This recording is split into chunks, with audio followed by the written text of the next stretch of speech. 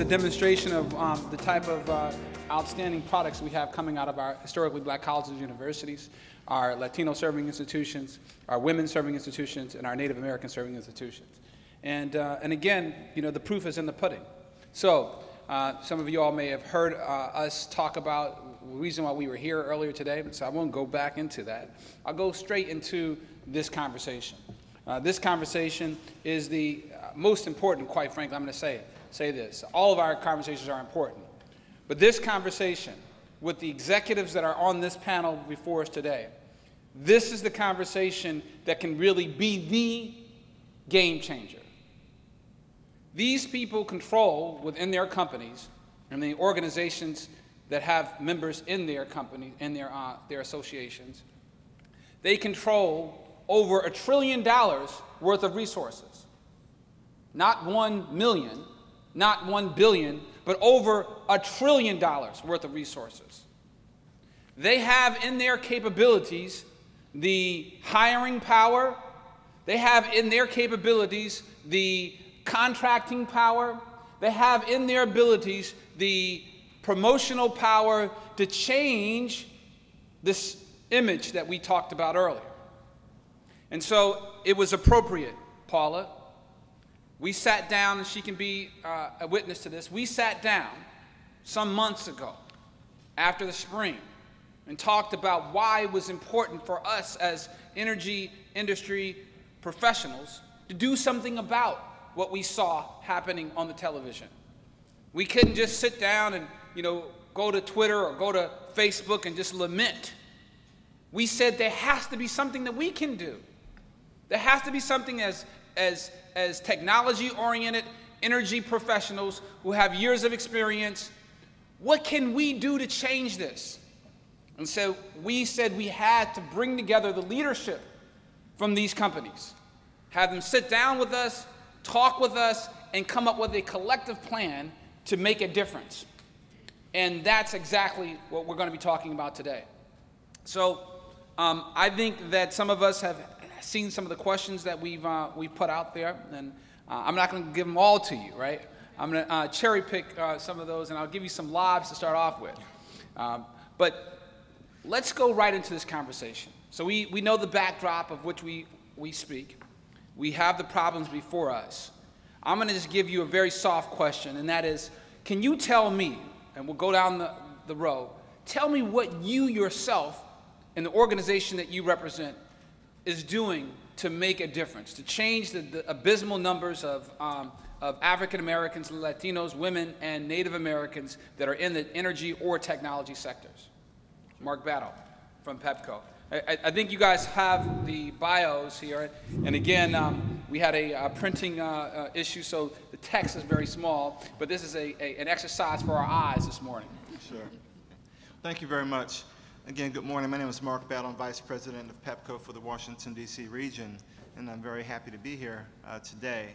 Just by way of quick background, PEPCO is an energy delivery company that serves Washington, D.C.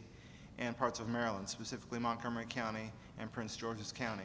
PEPCO is part of PEPCO Holdings, our parent company. PEPCO Holdings owns Atlantic City Electric, which serves Atlantic City, New Jersey, Delmarva Power and Light, which serves Delaware and Maryland, and of course PEPCO, and also a number of other non-regulated subsidiaries. We serve about 1.8 million customers on the East Coast.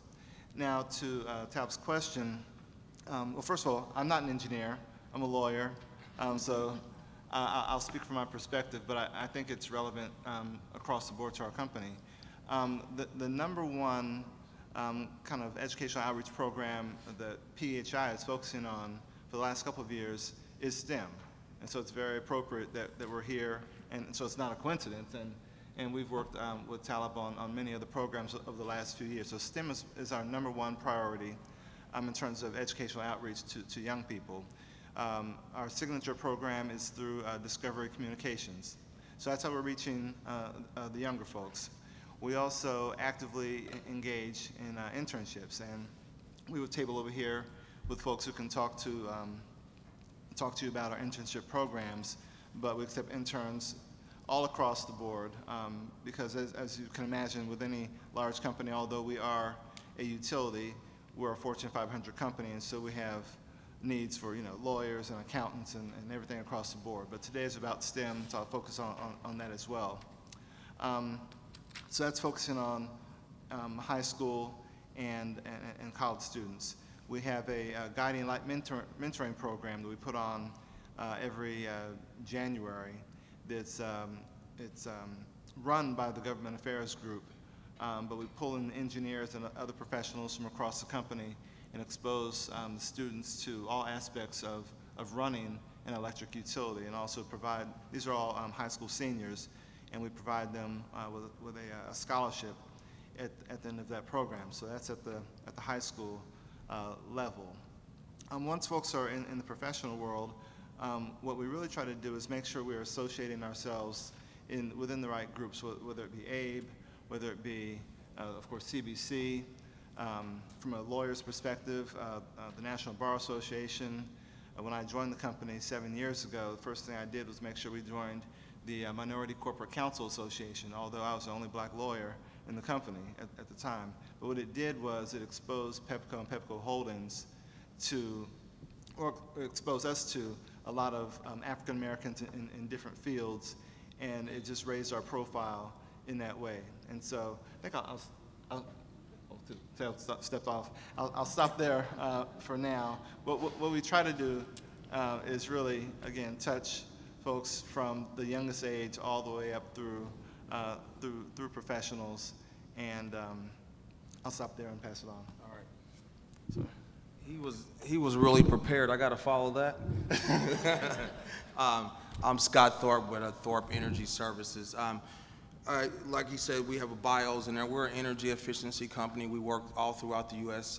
We work with a lot of utility companies, and as well as in the retail and commercial industries. Just some of the things that I'm going to talk about that we're currently doing to bring in diverse groups into the energy realm. One of the things that we do is when we go to a new area, we initially bring in our experienced team of people to help stabilize the area, and at the same time, we reach out to the local workforce development, and look for people that have skill sets that we could bring in entry level into some energy efficiency jobs, some assessors, some direct install individuals. And we like to put these people on career paths. So we go find people that otherwise have been passed over, and we try to bring them in and give them the training that they can be part of the energy efficiency, be a part of doing things within the energy field. So a lot of these young people, individuals that are unemployed, they start out as direct install technicians. So we have our training company also. So our training company goes out and they give these individuals the skills to be able to do the direct install work. And then once they have done that, we have other BPI and other certifications that they can get that can give them sustainability within this industry. You know, I got a great example of a young man that's actually here today, and I'm gonna kind of put him on the spot. He's actually videotaping me, Nick O'Rourke. I'll tell you about a little bit about his career path. He started out for us in Indiana, actually, working as a canvasser. So he was a canvasser, never knew anything about energy efficiency. We had to train these guys to knock on the doors and so that we could get our assessors in to do assessment. Then we can get our people that do the measures in to install the installation, do the air sealing to help make the homes more energy efficient. And this was about 3 years ago. Now Nick is currently working in our Philadelphia office with the joint program that we work with PECO and Ecova on as a field coordinator. So Nick goes to all the retail outlet stores, and he works with the Home Depots, the Lowe's, and lets them know that PECO is providing the rebate for when they buy that light bulb and they're getting it at a discount, that PECO is providing that rebate. So he works with that program and then passes the information along to get the rebate processing finished and back to the utility company. So to make a long story short, we try to identify young people minorities, women, African Americans, that we can bring into this field and train. A couple of times, I got a couple of people that interned with us and then went to graduate school and they came back and worked for us, and they moved up pretty high in the ranks. And when people see them for their age, when people see them, I've been told a lot of times, who are these young people? And I'm like, okay, well, you give them a chance, talk to them for a minute and see what they can do. They got graduate degrees. They've been working in energy for about 5 or 6 years now, throughout the whole time they were in college, and they'll really be dynamic. So that's one of the things that we try to do. We try to look at opportunities and bring people in that never thought about being in energy efficiency, doing energy, and we bring them in our program to help us meet our energy efficiency goals. So those are just some of the things we're doing to bring more people that don't know about this field into it. Okay. Good morning. I'll just share a couple of things about the American Association of Blacks in Energy, because I think that'll help set the context for my response. We are what is described as a professional membership association. So my members aren't corporate members, they are individuals. They are primarily African American, although they aren't all African American, but 90+% of them are. And they all work in the energy sector in some capacity. We have people who represent what we would describe in the industry from wellhead to burner tip.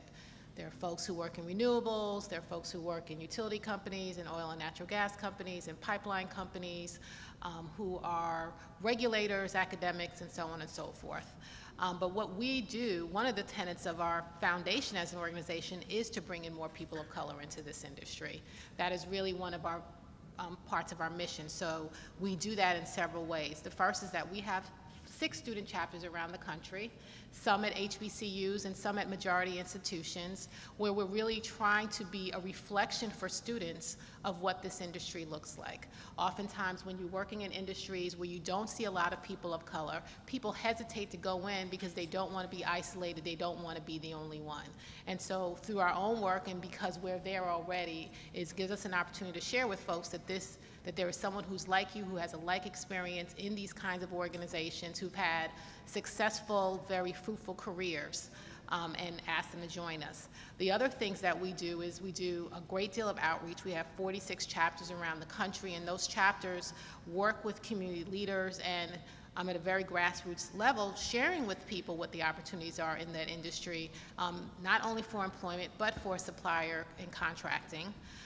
We have what we describe as a BEAM program, which is our kind of career day that happens throughout the month of October, and every single chapter does some sort of BEAM program with a host of schools. So one example would be the Atlanta chapter actually does their career day with an entire county. And so they touch 1,000 students in one day, and those students then go and they meet professionals from the utility companies, from GE, from Siemens, and they get an opportunity to find out more about the work that individuals do. And then the final thing that we do a lot of work with, and certainly I do, is work with our companies to address issues around diversity. And not at a very granular level, but to help people start to think about where are there other opportunities to bring people in, and how can you think creatively, and quite frankly, what is some of the cultural barriers within an organization that may bring people in and then it's a revolving door and they leave, because there's no success if you can't retain employees. And so one of the things that I try to do when working and having these kinds of conversations is figuring out what has to happen culturally within the organization to be welcoming and inclusive.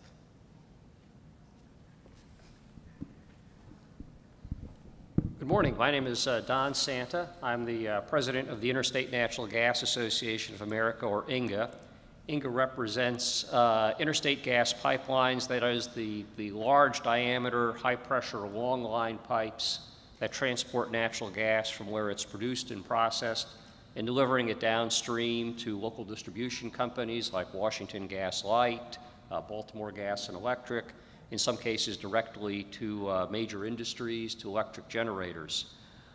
I'm sure you're aware of the shale boom and really the difference that has been made as a result of the shale resources of the U.S., both in terms of natural gas and oil. That has brought about significant demand for new pipeline capacity to tie that supply into the market and has created a lot of opportunities. For example, a study that was done by our affiliated group, the Inga Foundation, estimated that there will be 200,000 direct and indirect pipeline-related jobs due to the need to build new pipelines between now and 2035, 200,000 jobs per year. Also, one of the things that's happening in our industry, and you hear this a lot from folks in the utility industry, but it also affects us, is what people call the great crew change. The fact that a lot of the employees in the utility industry, the pipeline industry, tend to be folks in their 60s and 50s and upper 40s. For a variety of reasons, there's kind of a hole in the middle of that donut in terms of folks in their late 30s and 40s and early 50s, and it has created tremendous opportunities for young people entering our industry. And I know just from meeting people within our member companies, from interviewing we did, trying to hire some people to come to Inga who are in the industry, there are amazing opportunities to get up the ladder quickly for people who have got the ambition and the training to bring to this industry. And it also represents, I think, an opportunity for us to have this workforce start to look a lot more like a cross-section of contemporary America. And so I think there are tremendous opportunities for increasing the diversity within our industry. And that not only applies to the pipeline companies, but applies to that whole value chain of those who provide services to the industry. We've got a lot of those companies in the Inga Foundation, about 170 companies. So think about pipeline construction firms, compressor manufacturers, pipe coaters, a whole bunch of specialties you've probably never heard of.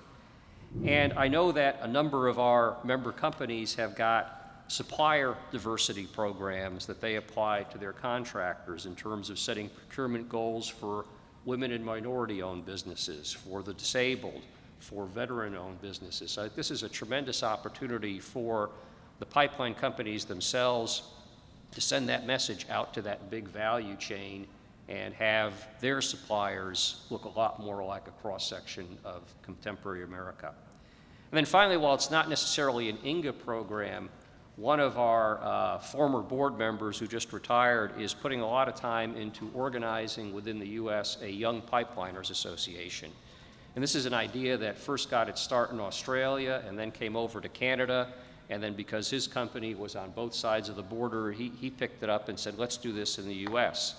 And the idea here is both to outreach to young professionals within the industry and also to those who are in engineering schools and other schools where you're going to have some technical ability to apply, and to educate them about the opportunities in the pipeline industry. It's kind of like Scott said earlier, there are probably a lot of people out there who never thought of themselves of being in the energy efficiency industry. Well, probably a lot of people never thought of themselves of being in the pipeline industry.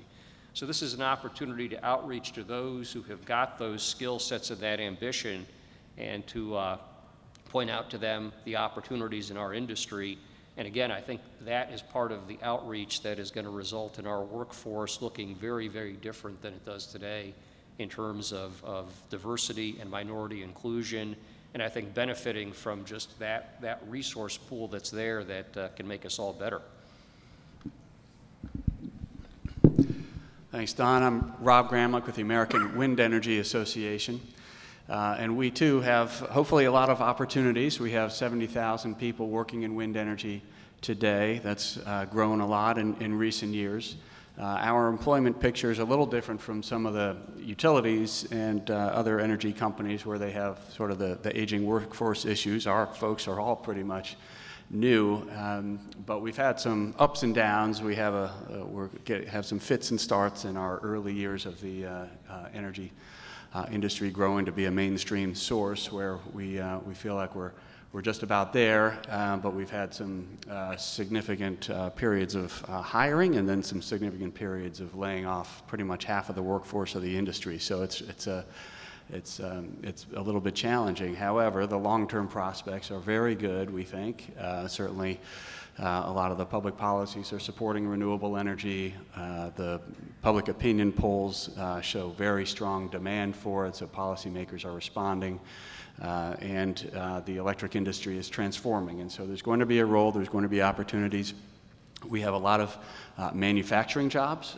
We have successfully insourced manufacturing. 2/3 of the value of a wind plant is made in the USA. So we have 500 manufacturing facilities around the country. So there's a lot of those types of jobs. We also have a lot of, sort of rural area construction jobs out where the wind farms are. They tend to be out in farmland and rural areas, windy states in the middle of the country are where a lot of it's happening, but those types of jobs as well.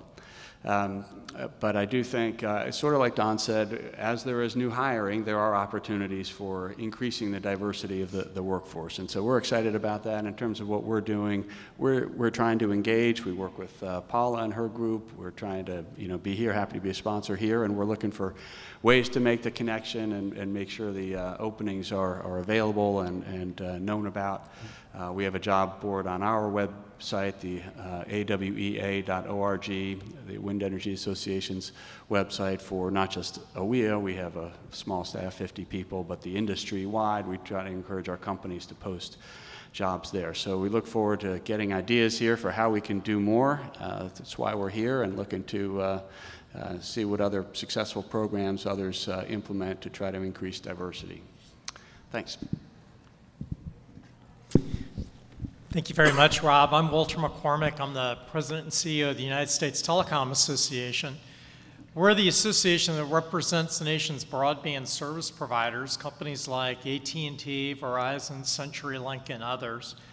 These are companies that provide broadband internet access services, entertainment services, video services, and web hosting services and cloud services across the nation. We represent companies large and small, urban and rural, publicly traded, privately held, cooperatively owned. What they have in common is that they are companies that are in the high-tech industry. It really, I think today, the internet kind of defines the high-tech industry. And because our companies are so diverse, and because our customer base is so diverse, we strive to have an employee base and a management base that represents our customers. People want to do business with companies that they trust, companies that understand them, companies that are like themselves. And because our customer base is diverse, we want our employee base to be diverse as well. But in doing that in the high-tech industry, it's important to be able to hire people who are qualified. And increasingly, to have people who are qualified, you have to have people who are educated in science, technology, engineering, and mathematics. So our companies have made a real commitment to STEM education. And let me just give you a couple of examples. AT&T, which is our largest member company, has a foundation. The foundation is called Aspire. It recently announced that it will be providing educational organizations this school year with $20 million to benefit students and teachers in 26 states where AT&T operates. The focus is going to be particularly on students to provide them with mobile learning and technology skills, because what we're learning is that mobility is so very, very important. You all know that intuitively. Everybody in this room undoubtedly has a personal communications device in their pocket and probably is referring to it several times during the course of this conference. We got to make sure that our children have hands-on learning programs that offer them opportunities to learn how to utilize and take advantage of these kinds of new internet-based and mobile technologies. Similarly, Verizon's foundation in New Jersey is actively involved in STEM initiatives through programs that are focused on exposing African American and Latino high school students to science and engineering professionals to inspire them to want to pursue careers in these fields. Verizon also makes grants to local elementary school districts to develop STEM education programs in elementary school. And the company's STEM education programs take a special interest in developing outreach to women and underserved minorities through programs that are programs like Girls Who Code and Black Girls Code and AAUW and Makers and others who encourage innovation in app development. An important part of this work is also involved in teacher training to get teachers to integrate mobile technology into lesson plans so that they can help accelerate student achievement. So we really see STEM education programs as central to our continuing ability to develop and to grow as a business. And so all of our companies are making a commitment to it. Thank you for giving us that opening, I guess, explanation. So let's go to something I think that some of you all might be aware of. Congressman Bobby Rush in the last Congress introduced legislation that would seek to push the energy sector to do more in terms of its hiring. Some of you all talked about the graying of the workforce in the energy sector in particular. And so he wants to make sure that the workforce of the energy sector, at least, mirrors the American public, mirrors the great diversity of the United States. So we'd like to ask you, one, do you support the Congressman's 21st century workforce development legislation that was incorporated, as we understand, into the markup of the Energy and Power Committee for this past year? And second of all, since we have that for the energy sector, should we have the same type of legislation to push and encourage diversity in the technology sectors? We can go down the road like we did before, or if there's someone who has a burning response, we can go to you. Let's go to Paula first. You want me to respond? Okay. So to answer your first question, yes, we support it. We supported the bill when he introduced it last year, and we're actually reviewing the markup. They're reviewing it in the office while I'm here, and we will most likely support that. So, I think what Congressman Rush really did, and the government had the ability, quite frankly, to bring together government agencies in the space in which they play, right? So, Congress can't force companies to do things that companies don't want to do. I mean, that just doesn't work that way. But what they can do is create an atmosphere so that when companies are struggling, or saying that they're struggling to find qualified people, students who have an aptitude in mathematics and technologies, right, in the STEM fields, you can put money behind that at a federal government level to bring everybody up to the standards in which we have. And what we know is that when you look at STEM education in this country, we are, 27th in the world? So this is a significant problem, not just for my industry or the technology industry. This is just a problem, period. And so that bill really endeavors to bring together Department of Labor, Department of Education, and the Department of Energy to pool their resources to help develop a workforce that can then work in this business. And I would suggest, because I don't know what the equivalent would be in technology in terms of a DOE, to do the same kind of thing, then it would seem to me that, yes, that's a good idea. But if that equivalent kind of federal government agency doesn't exist, I don't know how you get there. There may be another way to get there, but I think it's a good idea. The other thing, though, that this bill does that I think is really important to recognize is that industry is a part of the solution. It is not government agencies coming up with a solution and handing it over to industry and others to live with. It is those agencies, and the bill is very specific, required to partner with industry, community organizations, and nonprofits to figure out what the proper solution is, what the right types of curriculum are, how do you distribute that to people, how do you teach teachers the right kind, the things that they need to know that they can pass it along with students. And so in my mind, that overall collaborative approach is really what's going to get you to where you want to be. Good points, good points. And I would imagine that the Federal Communications Commission, who's represented by our beautiful colleague over to the right, and we're going to have Tom Reed from the Office of Communications and Business Opportunity perhaps come and perhaps talk about that particular perspective, because I think that might be the type of agency that would partner with some of our technology companies. We have U.S. Telecom. I mean, what would you guys think about that type of initiative, as Congressman Rush did with respect to the energy companies? What about the FCC playing a role to make sure that that same type of diversity initiative is happening within the telecom and now the kind of blending telecom technology company.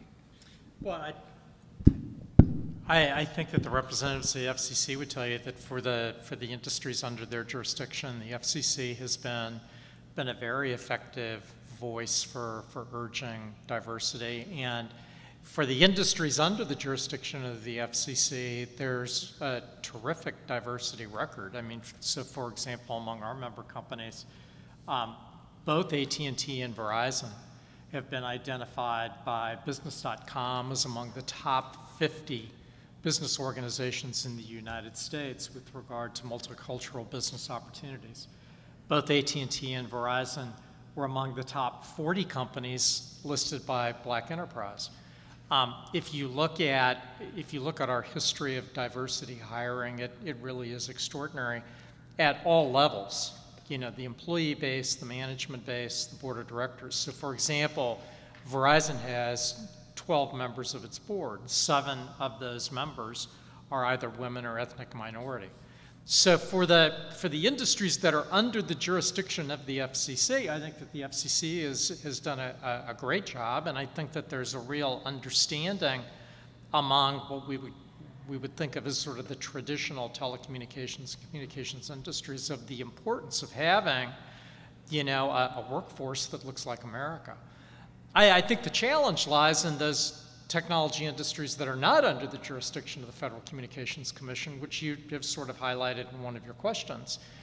New businesses, edge providers, companies that are, you know, built in garages and they grow quickly, and they have need of people who have education in science, technology, engineering, and math. And so again, I think it really does come back to what you spoke about in your opening remarks.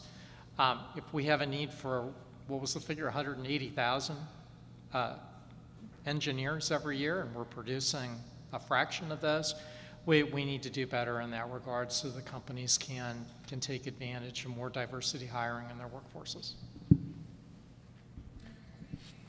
I'd like to just, if we could, engage in dialogue, because I can say to you, I think you're right. The companies that are in the regulated space, both in the energy context as well as in the telecom space, I do think are doing better than their unregulated colleagues. But I recently saw a C-SPAN panel in which there were the general counsels of the leading telecom companies, AT&T, Verizon, Sprint, and on that panel, and there were about 5, I think Comcast was on there as well, there were no African-American general counsels, and only 1 woman. And, you know, as a lawyer as well as an engineer, I thought that was interesting, that in, you know, 2015, there could be the same level of diversity as there was when I first graduated from law school and went to work at the FCC in the honors program in 1995. 20 years has gone by, and yet there's the same faces, right? The same faces were on that panel when I was coming out of law school. So I do agree that there's probably, I mean, I see that you guys have an outstanding, member of your staff who's a vice president in U.S. Telecom, who's African American and a woman, so you get 2 points, if you will. But I'm sorry, I just don't see that.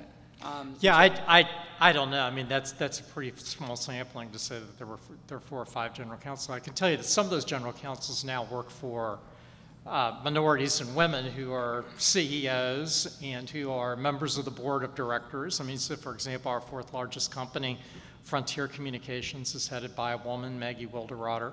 Our board of directors has women on the board who are the CEOs of their companies. When we have gathering, if you look, we have a lawsuit that's been filed against the Federal Communications Commission that's being prosecuted before the U.S. Court of Appeals. When you gather in the room with the top lawyers from the law firms that we've hired around the country, you see a very, very large sampling of women and minorities represented in that room. several of the senior vice presidents who interface with us on policy issues are women.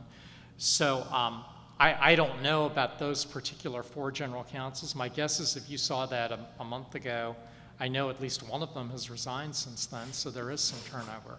But I think that by and large, I think that our companies do really an extraordinary job at all levels in terms of again, trying to have a workforce and a management structure and a board that broadly reflects the makeup of the United States.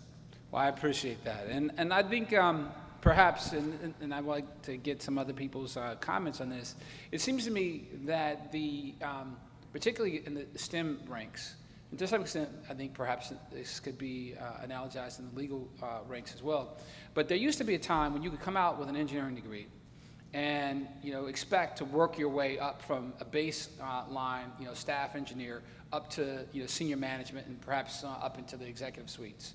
This was the kind of common thought when I was in engineering school.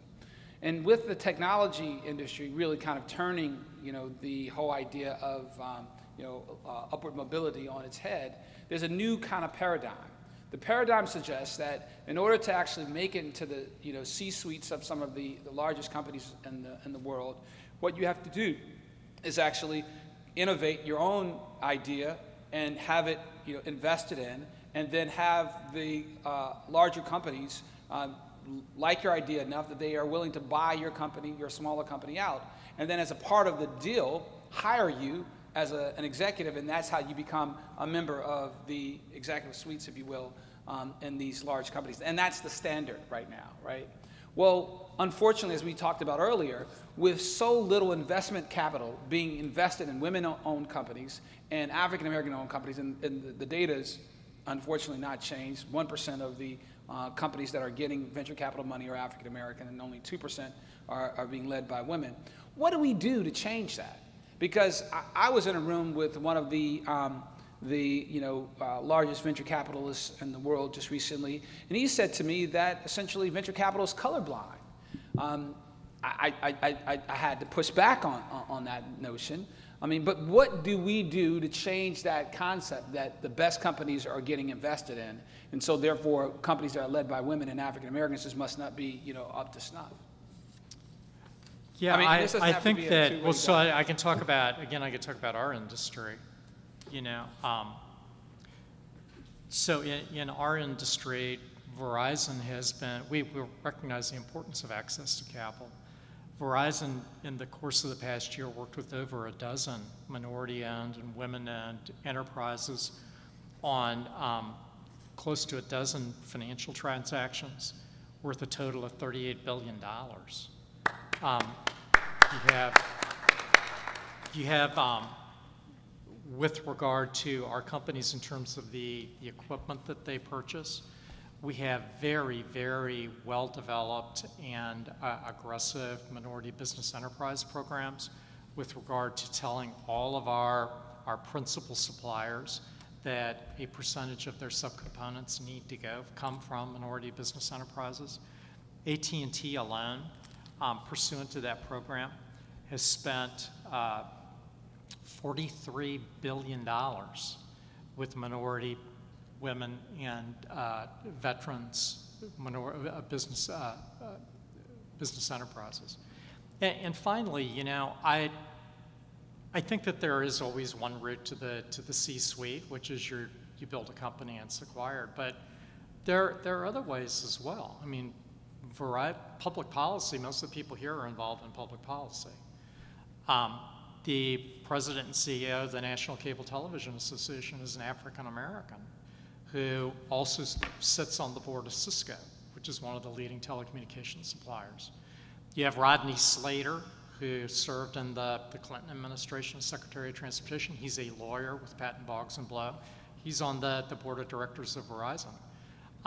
You see increasingly people who have distinguished themselves, I think, in the public policy community being brought on board by leading companies because they they recognize not only the importance of social conscience, but they understand the importance of public policy and being on the leading edge of public policy as we seek to incorporate more people and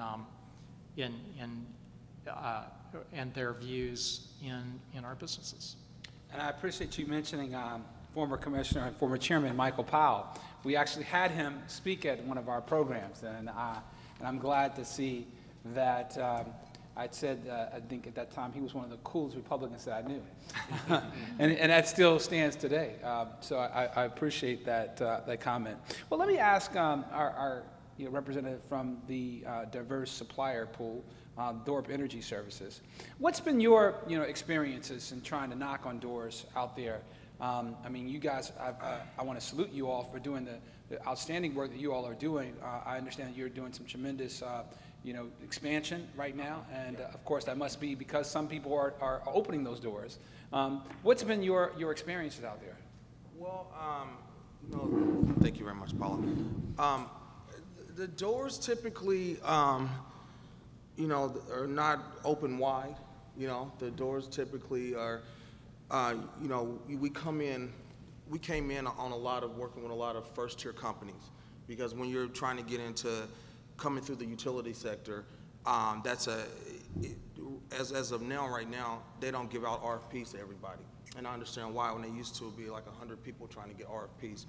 Now it's a very select group, and fortunately for us, a lot of times we're on those lists to get the RFPs to be able to bid for the business. But it takes time. So when you're out doing energy efficiency, you have a lot of companies that are, I've partnered with Clear Results. We do contracts with them. They're a $1 billion company. Ecova, it's about $800 million company. And so these large companies, you have to compete directly against them to grow your business. And it's been 7-8 years going into the energy efficiency part for us, and we've been successful because we've been able to switch some of the things that we were able to do. We've been able to evolve our company into not just doing residential energy audits, to becoming a LEED certified company, to be able to do ASHRAE level audits, and all those things a lot of small minority companies don't have the capital to do. Then it takes a lot of marketing. You have to be known to get those opportunities to work with utility companies. So there's not anything that they say, okay, we want to have this particular amount of money set aside for minority businesses. We have to go in the front door, and we're fighting against the big boys. Some of the things that we're trying to do right now in Florida with Miami-Dade County, though, they kind of have a different aspect on things, right? They have a program where you can be a minority company and smaller, women-owned minority veterans, and they'll actually give you a contract for up to $200,000 without having to jump through all the hoops, without having to have this many millions and being able to have this much in business. A lot of times you can't qualify for some of the RFPs because the qualifications are this level of business. So what they've done in that instance, and it could be adapted for some of the other utilities, is they say, okay, if you can handle this $200,000, then we can give you another $200,000 on top of that. So now you have a $400,000 contract. Then in the following year, we can actually increase that to where you're moving up to almost having $1 million contract. So what it is giving someone a small portion at first to prove themselves, so that gets them in the door, and then they're able to expand on that. And we're not currently doing that. Like I said, we came in with large companies that when we're sitting down with the RFP, they had large rooms of people, 20 people working on it, and we're pulling our resources and our managers and our people from different areas to compete on that same RFP. And fortunately for us, we've won some of those going up against very large companies. But there are no programs for small companies to come into that door. What's usually told to smaller minority companies is you need to partner with one of the bigger companies. You need to see if they can find any work for you in that level. The problem is they have their budget, and a lot of those contracts you take don't make money, and that's the problem. And so they try to squeeze their budget down because they're trying to compete against the other 5 or 6 large energy efficiency companies that are trying to get those utility jobs. But fortunately for us, we don't just work with utilities. We work with hotels, we work commercial, industrial, we work with lighting and schools and other things. So it gives us a little bit more of opportunity. But just to answer your question, there has to be a lot of perseverance and a lot of struggle and a lot of sacrifice to able to build where we're currently working, and we currently have brick and mortar in 12 states, and we're opening up in 2 more. So that came with a lot of putting everything on the line, getting out there, and really being really just trying to be the best company. And the opportunities you get, a lot of times you only get one time for that opportunity. And if you blow that opportunity, in this utility industry, everybody knows everybody. So if you don't do quality work, you don't get another opportunity. And it's unfortunate because I know some large billion-dollar companies that are out here. I'm partnered with some of them, and I've seen them make mistakes, and I've seen them lose a contract with the utility company, but then they're able to bid on an additional contract because of their status. And it's a tough market to be in, and we just have stayed the course, and we've just constantly produced quality work. But to lay it all on the table, there's no set-asides. You know what I mean? You can work with the supplier diversity managers, and they can get you to where you can get the RFP. They can get you where you can be able to bid on it, but there's nothing that's actually set aside for minority businesses to be able to get a piece of that and grow. Sometimes on some of the RFPs that come out, they put on a 20–25% minority spin that they want, but a lot of the companies don't always follow that or live up to that.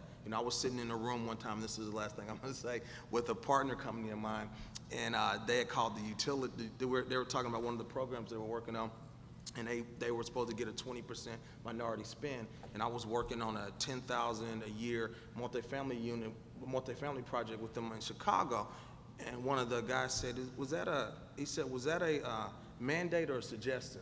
Are we supposed to make best effort? I said, I'm already working with you guys. Best effort is already in the room. And they go, oh no, we didn't mean it that way. So it is just, that's just what it is. I mean, it's a hard road to toe, and I know that when ERA funding came out, there was a lot of minority energy auditing and energy efficiency companies that got into this field. And when that funding ended, a lot of them ended. So they didn't have other opportunities to continue to do work that was direct government money, and portions of that had to be given to minority companies. And as soon as that went away, those companies that had workers and had you people use an working for acronym. them, You said ERA, meaning the ERA funding that came out. There was ERA funding that American Reinvestment. Yeah, the Recovery Act. So I'm sorry. Right, Yeah. Okay. It came out, and a lot of that was focused on energy efficiency. Right. And it brought a lot of companies into the space. I just wanted to make sure that folks who were listening. Oh, I'm sorry. Yeah. Okay. Yeah. I'm sorry. What exactly and then when that done. went away, the same Exactly. folks that came into the industry were no longer in the industry. Well, so there's a lot of jobs created, and then also a lot of jobs lost. And those are good points. And I wanted to ask you, Mark. I mean, you represent PEPCO. You all recently had and are currently before the D.C. Public Service Commission seeking approval of the merger between you and Exelon, or not you individually, but PEPCO and Exelon. And some would suggest that PEPCO has been doing a great job. I mean, we have been the beneficiary of PEPCO's investment, and we know that you all get STEM better than, quite frankly, I think any other private industry, enterprise in the D.C. metropolitan area, in our opinion. But some people don't know about the investments that you're making to create that type of supplier diversity pool, such as companies that the gentleman to your right or your left represents.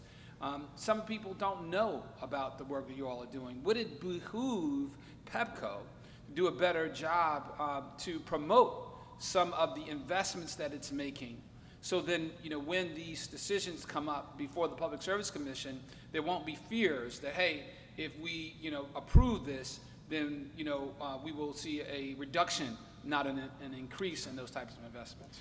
Thank you. That's a very good question. And I would note that, in this proposed merger with Exelon, we're fortunate to be, partnered with an organization that itself has an excellent record on supplier diversity.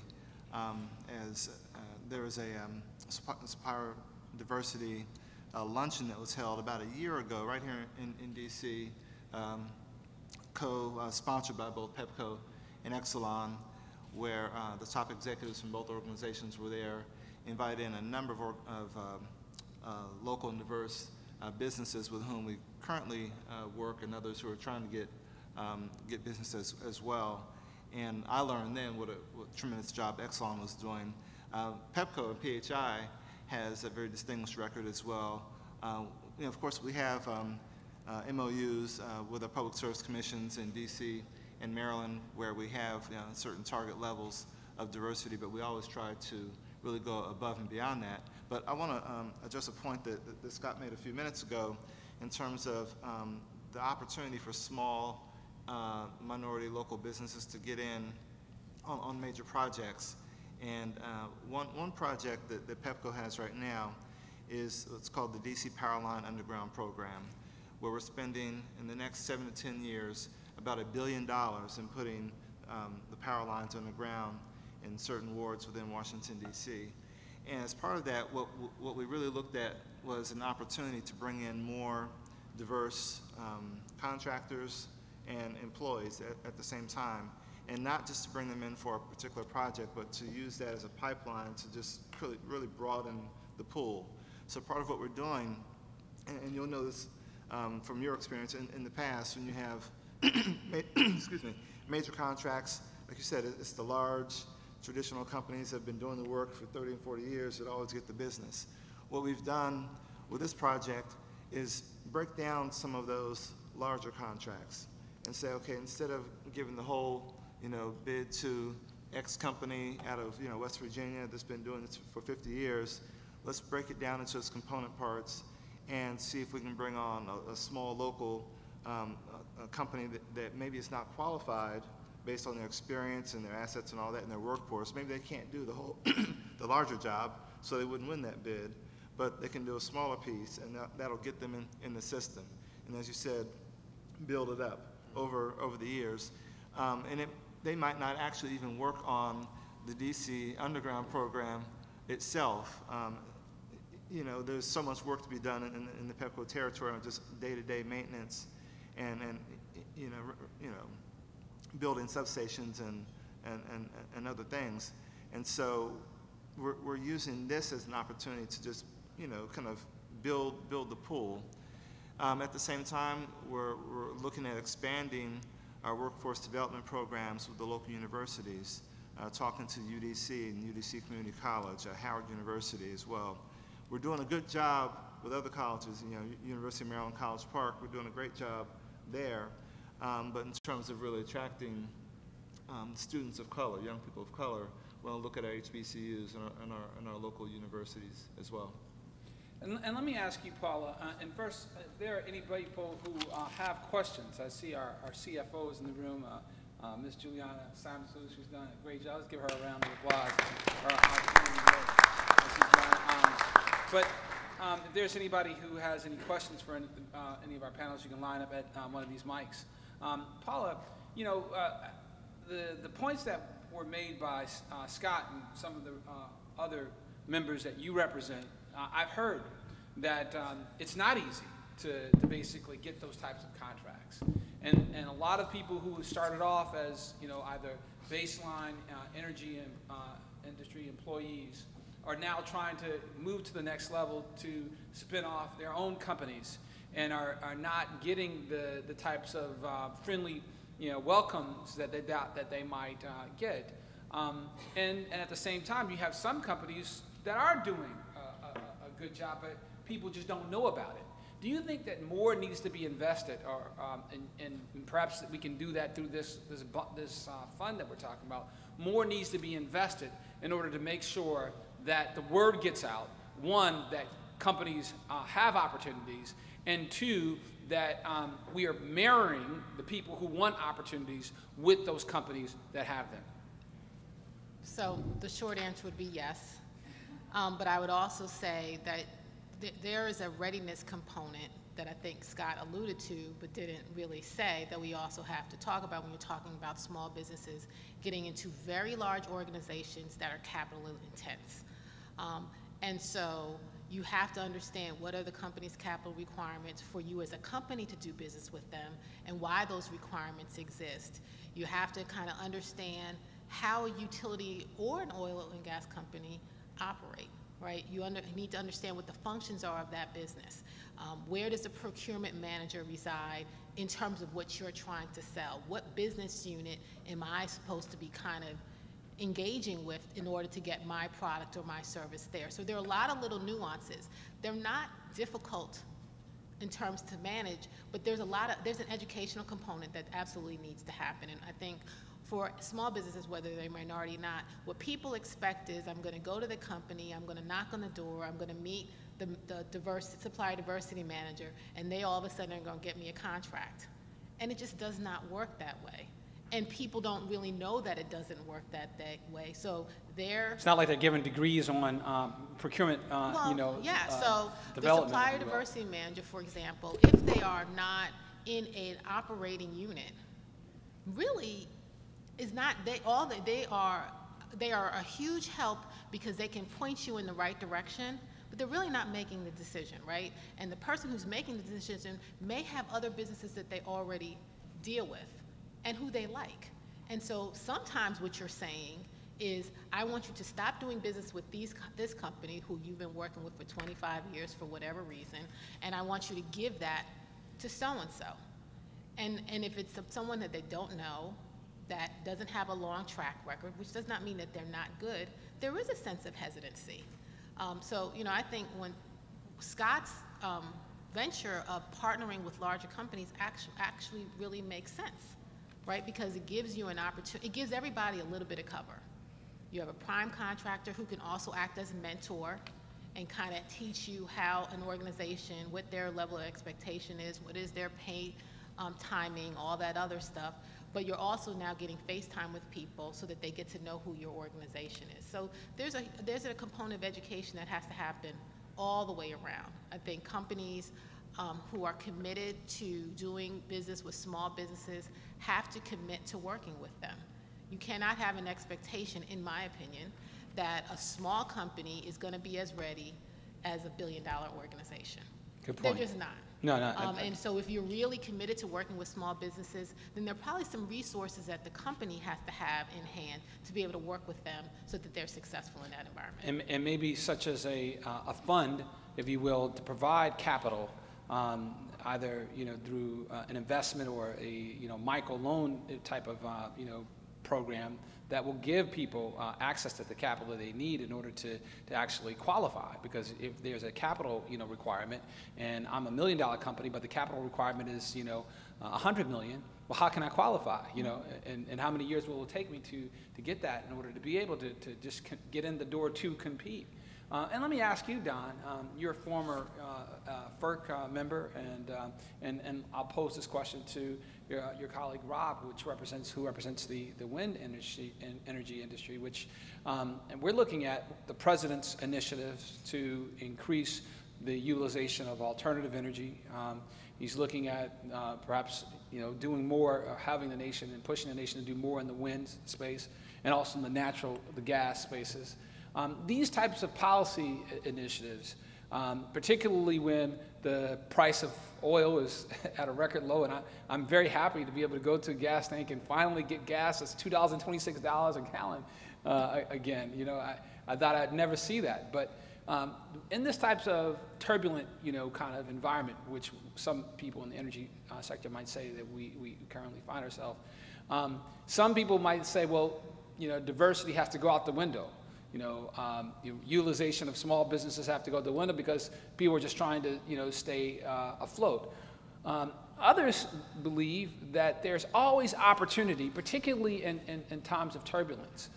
With respect to both of your sectors, what do you think are the opportunities, even in this time, for growth and opportunities to find partnership, collaborations between women-led or African-American-led businesses. You're right, Dilib. It's a turbulent time, and the low commodity prices is kind of a double-edged sword in that it's great for consumers. By the same token, it tends to pinch some of the energy companies, and for that matter, even if you're in the renewable energy space and competing with conventional energy, it makes it a tougher hurdle to get over in some cases. But I would tend to agree with you. I think that turbulence creates opportunity, and that first of all, while the low commodity prices for oil and natural gas may cause companies to take some pause, there still is a tremendous resource base that's going to have to get to market. And there still is the need for that pipeline capacity. And so everything I talked about earlier in terms of that need for pipes and the opportunities that creates is still a big driver. Maybe it gets retarded a little bit because of the low commodity prices, but still the trend is there. The other thing that is inescapable is, I mentioned kind of the great crew change. The fact that you look at the demographics of the current employee base within these companies, and you're still going to have to replace those skill sets, and that creates tremendous opportunities as well. So I think the opportunities are still there, and I think the other thing, and this is not quite on your question, but a comment that Walter made earlier got me to thinking, is that I think the public policy sphere in energy represents a great launch pad to being a senior executive or a board member or a senior advisor to these companies. And I think about, folks who I've known in the energy space, whether it be Vicki Bailey, who was a colleague of mine on the FERC, who became a board member of NERC, has been on numerous corporate boards, has done her own energy development and consulting business. You think about an area as seemingly mundane and boring as pipeline safety. Think about Cynthia Quarterman, who was the most recent administrator at PHMSA, the pipeline safety agency at DOT. Biz Scott, who was her general counsel. And so I think that public policy space and distinguishing yourself there is a great launch pad to all of a sudden the senior ranks, whether it's inside the company or among their senior advisors. Yeah, I agree, you're right about turbulence and change creates opportunity. I think it's true across the board. I always advise students coming out of college, go for the field that's changing, because if you're going into something that's stagnant, that's operating the same way it has for 10, 20 years, there's no way you can compete with the 40, 50-year-olds who are doing that. And so, you're coming out of graduate school, any type of program, go for the new thing. And if you do it well, you have foresight and you actually identify the thing that's going to grow. But it's sometimes on you to figure out. But certainly in the power sector, a lot of things are changing. In energy, a lot of things are changing. So there is opportunity. That said, as Don said, it's very competitive out there, and the low energy prices make it so. And companies. Whole companies come and go, as well as whole workforces come and go, trying to, get that last, half a cent a kilowatt hour off of the price. And so it's difficult, but there is growth and there is opportunity. So, and I know I've seen some folks who are getting ready for our next panel. We have Kedrick from the Department of Energy, Kedrick Payne, our Deputy General Counsel from the Department of Energy. We also have Tom Reed, the Director of Office of Business, Office OCBO, Office of Small Business. He'll name actually the acronym. I'm having an age there. Office of Communications Business Opportunities. All right, great. I got that out. I started off my career at the FCC, hanging out in OCBO's offices as much as I could when I was an honors program attorney there. But as we close this conversation, I'd like to pose this question to everybody. And we'll start with Walter and go down the room. We've suggested, actually, I'm sorry, I just saw a beautiful young lady here who's been steadily waiting, so we're going to defer to her before I give that last. In fact, we have two, so we'll give that, if you guys don't mind. I know we're getting ready to go over, please bear with us, but two questions from the audience before we close out. Well, I want to start off with one of Dr. Seuss's really good books, Horton Hears a Who, and he says, we are here, we are here. If I didn't get up, my student researchers would have had a fit because you mentioned University of Maryland. We're representing Bowie State University. My degree is in computer science. I have a doctorate in computer science. I'm one of the faculty mentors there, one of the rare African-American females with a doctorate in computer science. I have with me my student research group. We actually got an award from Department of Energy for cybersecurity. It was a consortium of 13 schools, we're one of which. And our students have done a great job identifying cybersecurity from the computer science standpoint and the computer technology program standpoint as well. We're one of the only university system of Maryland schools with a computer technology program that is hands-on related. Northrop Grumman cannot stop living in our department. They came in, interviewed 4 of our students, 2 from University of Maryland, 2 from Virginia Tech, a couple from Virginia State, and those boys went in for the interview on Tuesday. They were told they had the job on Thursday, and they had to sign the contract by the following Tuesday. They had to turn away other job offers because they asked them, where did you guys come from with these skills? Our computer technology majors can build a network from scratch, harden it, and secure it. Our computer science majors are writing secure coding. We're one of the few. And these students here all have 3.2 GPAs or better. They've all done major internships from NIST to, Ryan, you worked at one of the energy places, DOE, Lawrence Livermore. They've had some top internship, and then we actually do a lot of make and do. We work with the students with their mindset to understand how to think outside of the box, which is what you guys were talking about as well. We were represented the other day, yesterday I believe it is, because a couple of students designed something for homeless, a kiosk, which was done with just a little small Raspberry Pi. So I just wanted to bring that up and say that the bigger schools get all the opportunities, but there are some nice gifts in the smaller packages as well.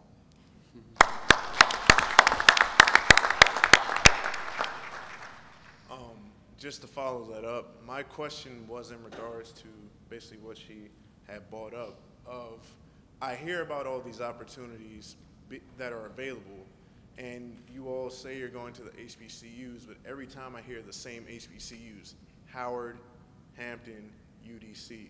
There are a ton of other schools. I have friends at Savannah State. We go to Bowie State. There's Fayetteville, there's Fisk. There's all these schools, but I only hear about the opportunities going to the name brand schools. I only hear about PWI schools. Is there any guarantee that we will start seeing people on our campus? You know, I hear about internships even in this area. We have NASA just down the street. We have all of the energy companies in DC that are just down the street pretty much, but we never see them on campus. We never get anybody to come to talk to us at all. So that's a good question. Low-hanging fruit is what they're talking about. It seems that the low-hanging fruit are those which are getting the best deals. But you know, the other colleges and universities out there that are also producing top talent are just not getting looked at. Is that a need perhaps to push ourselves a little bit further over the upcoming year to make sure that we hit those low-hanging fruit, but also go to the ones that are not as low-hanging. And in fact, that ties, if you wouldn't mind, brother, I'm going to incorporate that into our last question so we can kind of send this out. So if you can put that as a part of your response to this question.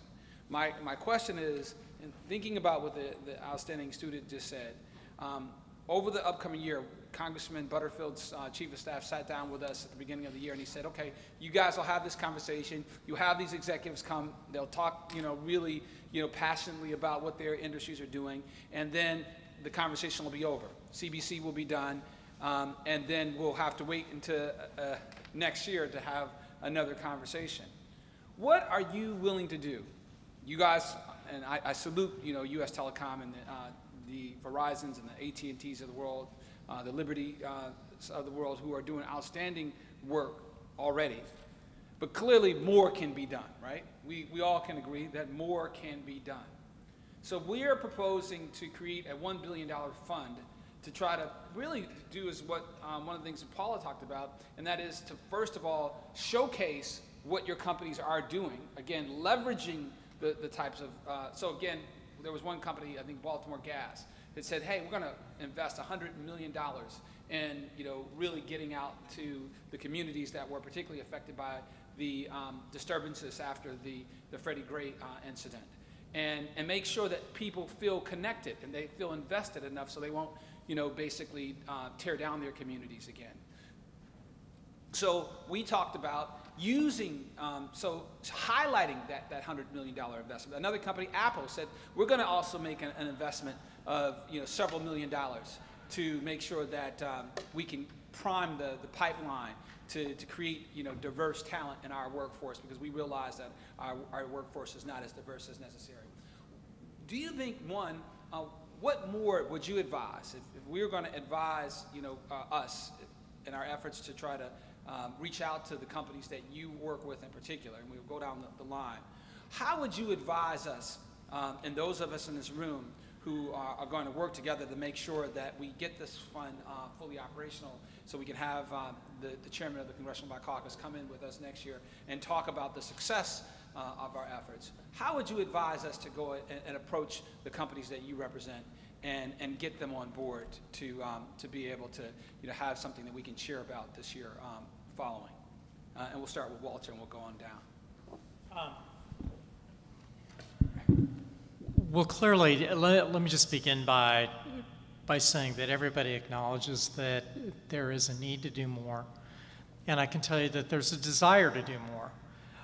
That was a terrific comment that you made about Bowie State. I just think, and congratulations to all you guys. I mean, it's just absolutely extraordinary. And I think that it highlights what is too often not identified. We've talked about the fact that we need more people in STEM education, and you're basically saying, hey, I got them, and you're not aware that we have them. And you raised the same issue about recruiting at other colleges. In our industry, our companies tend to serve particular regional service areas, and so it's sort of natural that they go and they tend to recruit out of the colleges and universities that tend to be in those areas. So we talk about Howard a lot because Howard's right here. But if you look at Verizon, for example, it does go to, it has a partnership now with 9 historically black colleges and universities in its service area where it goes out.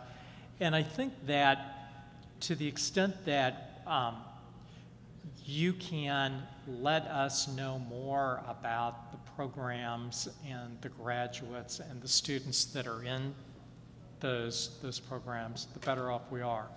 The good news is that it's not difficult to do anymore. It's not like you necessarily need to make trips across the country in order to do it. For our industry, everything is online. Everything is online.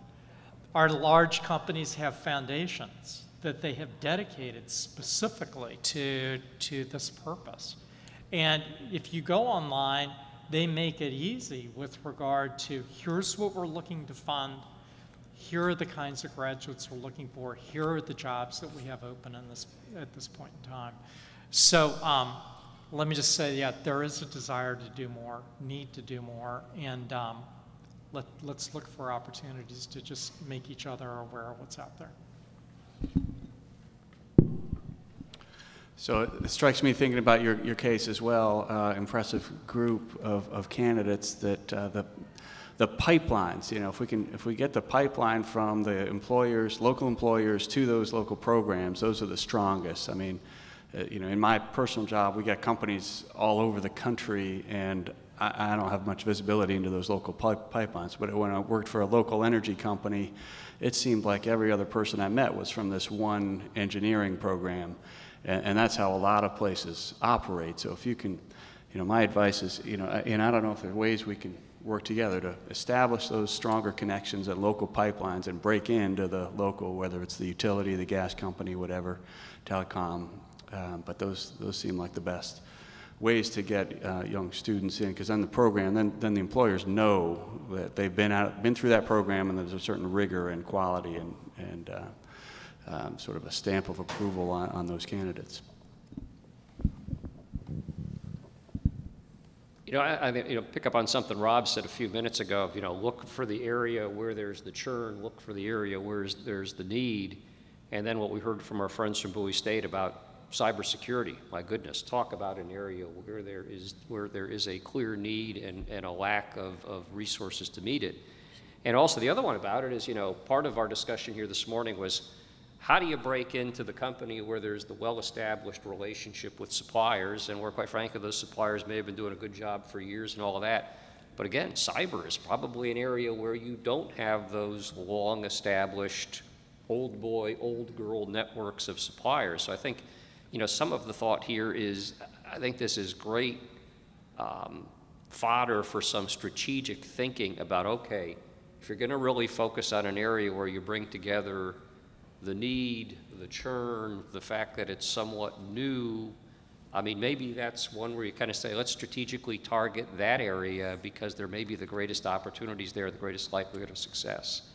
I also think Rob's idea about, you know, identifying those who are already in place within the local companies and working through that kind of alumni network of, okay, this person's on the ground there, they've proven their chops, you know, they're the way in, and working through them, I think, is another, you know, great idea in terms of a real practical kind of blocking and tackling way to get at this.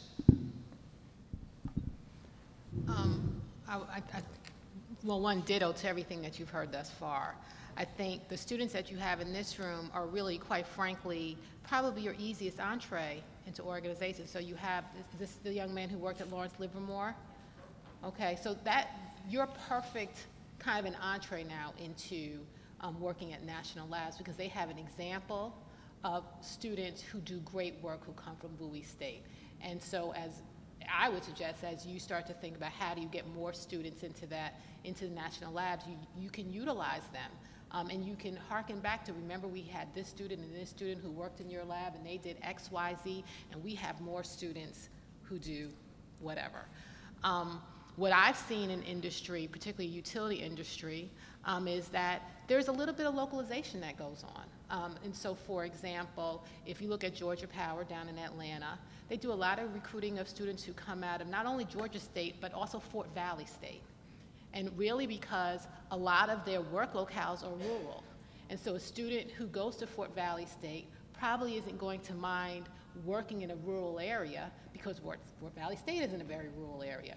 And so you got to think a little bit strategically about how that stuff happens. I would say, you know, utilize an organization like mine as a resource, because that's what we do. And so if there is an opportunity, and I meet and speak with students all the time, and the one thing I always advise students is to follow up.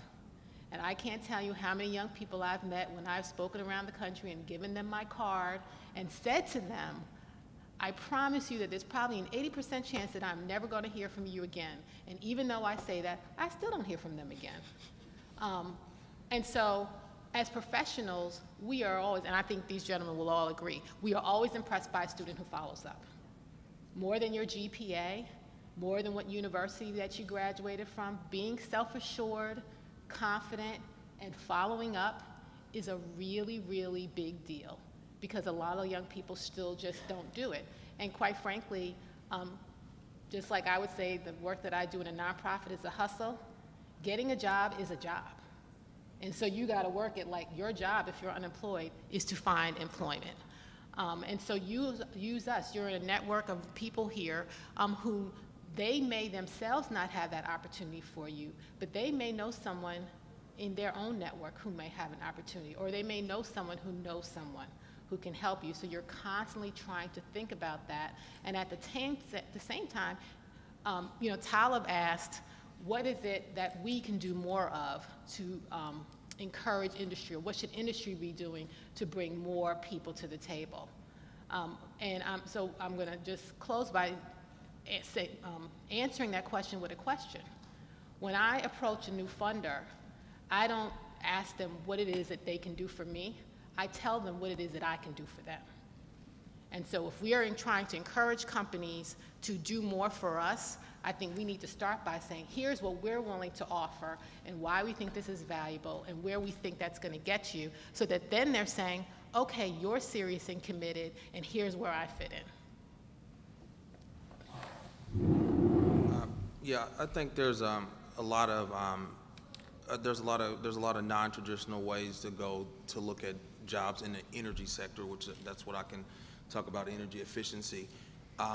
We are part of a lot of organizations, MIA, AESP, And when you're in these organizations, a lot of times, like I was saying earlier, the same people know each other in those organizations, and what's kind of separate though a lot of times are the minority organizations are not playing, they're not part of the mainstream organizations like the AESPs are not really doing anything with some of the, like the ABES and things of that nature, and the MIAs and things. So there are other organizations out there, and I would encourage a lot of times to look, if you're trying to come to energy, look at some of those AESPs, MIAs, which stands for Association of Energy Service Professionals, and they have opportunities out there, but you have to go after them, and you have to be very, very, very persistent. Just like I've been in this industry, that's the same way that you have to be to get some of those opportunities.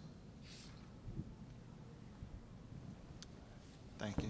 Just to close it out, I'll say, you know, I spoke to a number of the students before the panel began, and I was very impressed, even before I knew all of what you guys have done, so congratulations on what you've done.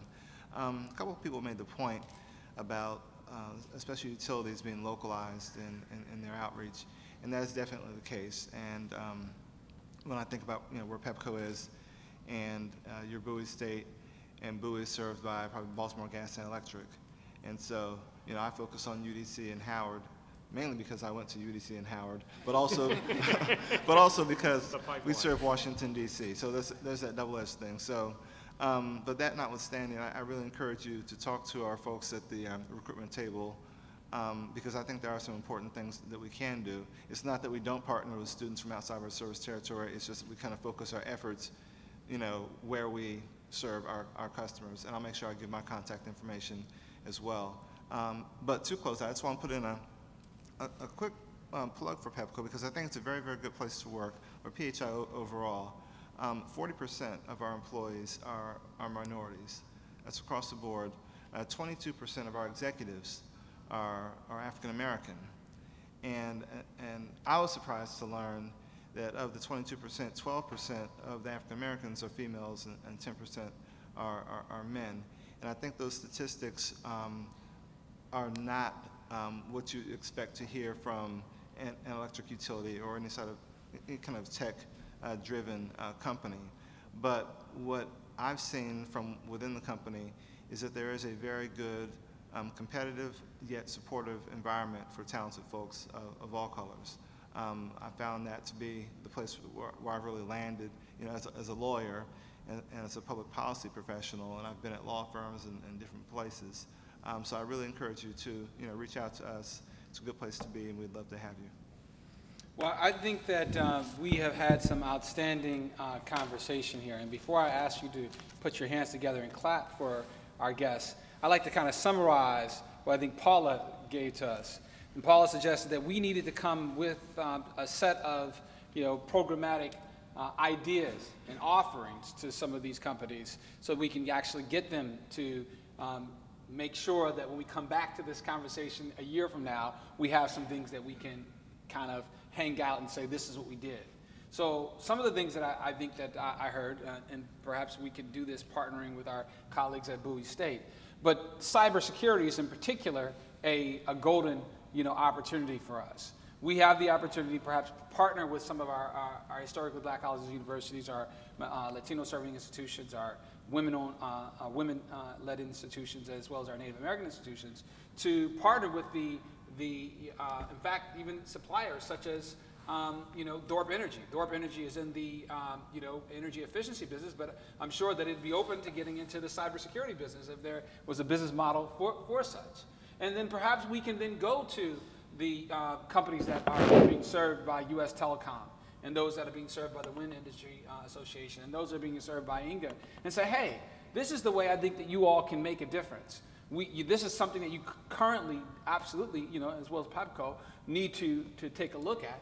And we have an outstanding pool of candidates who are willing to help you guys to particularly focus on this area. And once we do a good job in this area, we would like to ask you to do as the other companies at Dade County did for Scott, to give us an opportunity to do some other work together. And that by doing this, and perhaps maybe, you know, Abe and STEM4US can partner together, you know, on this effort, and maybe do these types of collaboration. That will be the answer to Congressman G.K. Butterfield's question. Can we do more than just talk about it? Can we really do something? Because our people out there are clamoring for that type of change.